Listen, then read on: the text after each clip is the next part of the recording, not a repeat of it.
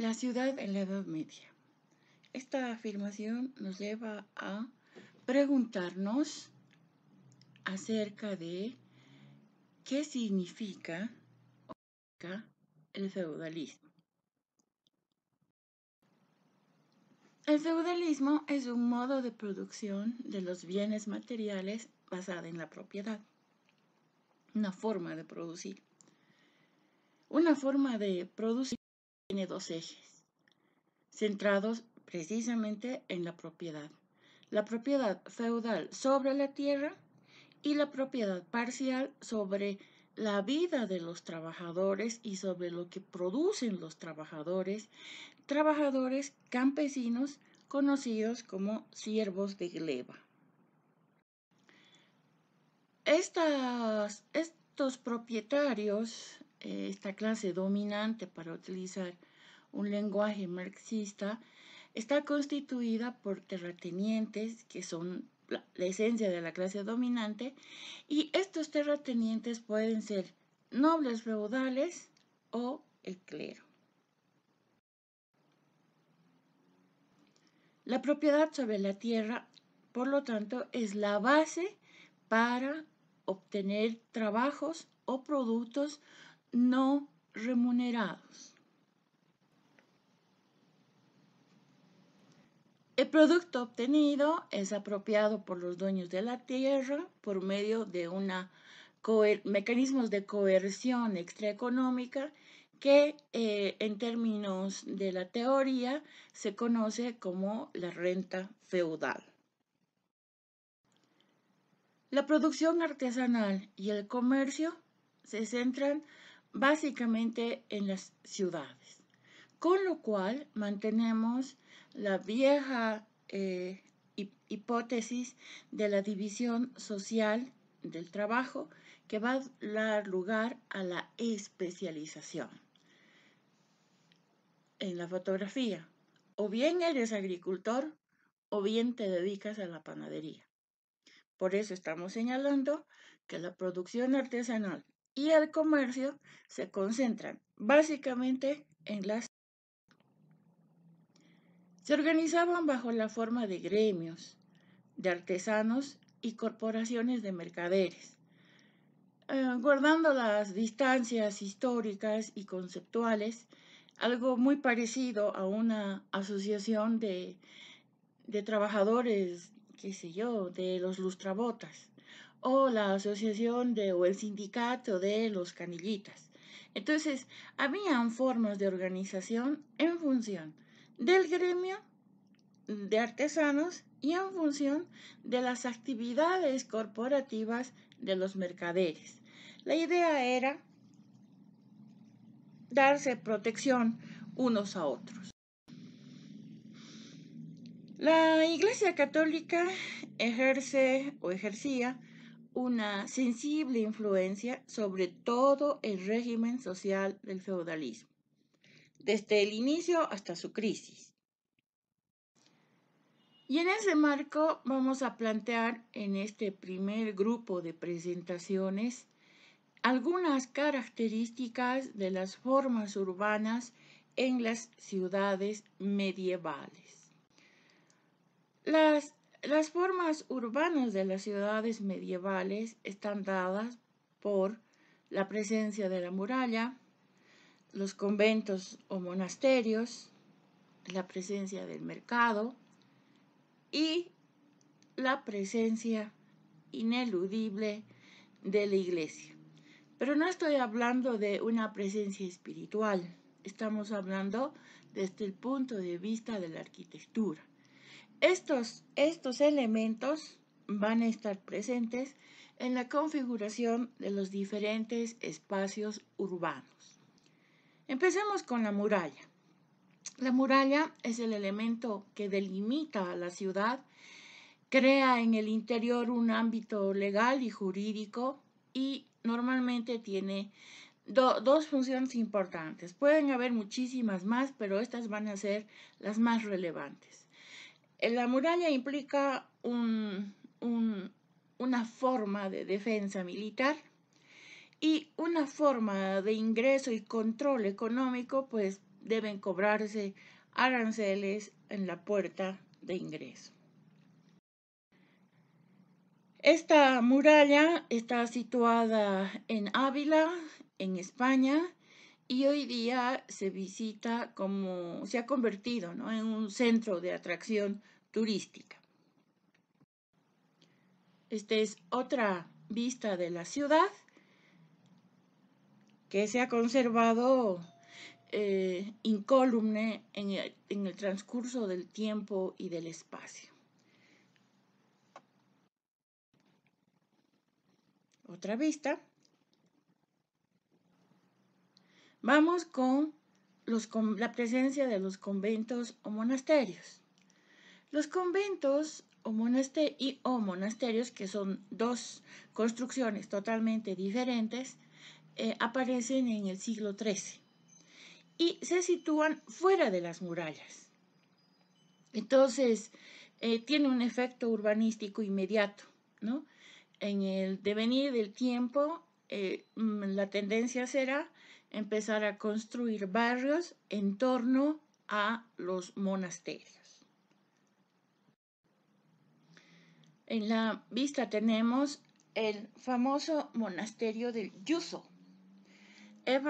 Este monasterio data de los siglos, se construye entre los siglos X y XI y cobija a abades benedictinos, una orden religiosa de monjes que se incorporan a la vida religiosa desde el siglo más o menos X y que en el interior contiene una biblioteca preciosa. Se considera que arquitectónicamente es uno de los grandes legados de España para el mundo, y en su interior hay una construcción que permite estudiar y entender el arte de la época. A nosotros lo que nos interesa es visualizar el monasterio fuera de la muralla y en torno, o sea, como verán, aún mantiene su soledad, ¿no? El silencio es un elemento importante que busca un convento, un monasterio. Convento normalmente orientado para las mujeres, y el monasterio orientado hacia la vida monacal de los varones. Y generalmente son espacios de altísima reflexión, son espacios generalmente donde se busca la paz, la tranquilidad, y el silencio y el contacto con la naturaleza son elementos importantes. Ahí tienen una vista del monasterio, aún hoy día, alejada de la ciudad, alejada del bullicio de lo urbano. Aquí tenemos otro ejemplo, y es el monasterio de Santo Toribio de Liébana. Eso queda en Cantabria. Cantabria está ubicada en España. Entonces, este es un edificio que se empieza a construir en el siglo VIII, aunque algunos historiadores han señalado que empieza a construirse en el siglo VI y en el siglo VIII se ha concluido plenamente, ¿no? Entonces, en este lugar hay un monje que se llama Toribio, de ahí viene su nombre, y entonces las familias nobles empiezan a donar elementos de convivencia cotidiana para que este monasterio cobre vida. En esta época ese tipo de relatos son comunes, ¿no? Por ejemplo, pensemos en San Francisco de Asís. Aunque su orden es mendicante, o sea, él no está buscando construir un monasterio para recluirse en él, tiene otra forma de vida, pero obedece a esta misma lógica. Otra característica de la forma urbana de las ciudades medievales es el mercado.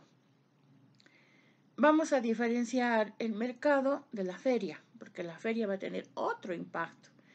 Entonces, los historiadores del mundo feudal apuntan a que el mercado tiene una función social sumamente importante.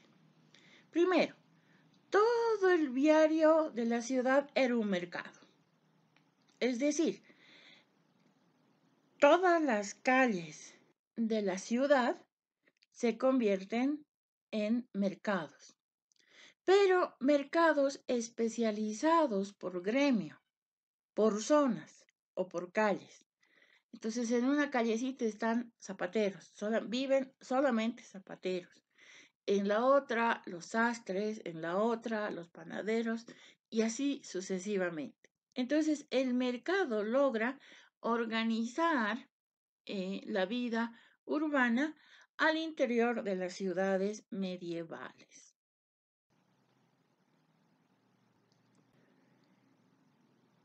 Finalmente, está la presencia ineludible de la iglesia.